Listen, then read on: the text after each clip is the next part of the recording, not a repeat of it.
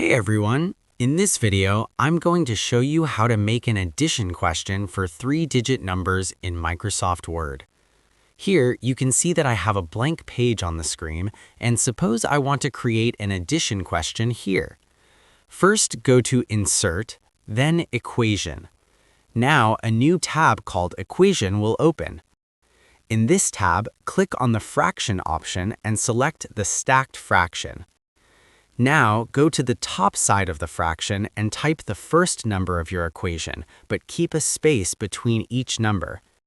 In my case, I type 1 space 4 space 7. In short, you need to keep an extra space between every number. Now, to add the second line of the equation, press Enter. Just like before, type the numbers while keeping space in between. If you press Enter again, you can add another stack of numbers. Now let's add the addition sign or the plus sign. You can do this in two ways. The first one is you can bring your cursor before the divider line and add the plus sign. And it will look something like this. But you may want to add the plus sign to the last row of numbers, and we can do that as well. If I delete this sign and add it to the last row, you can see that the number doesn't stay aligned with the upper numbers.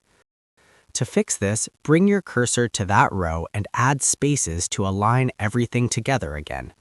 Repeat the same process for the first row as well. Now it looks pretty good. Let's remove this box now. Add any number or character you want here. Select that number and go to the Home menu. Now go to the font color option and change the font color to match your page color.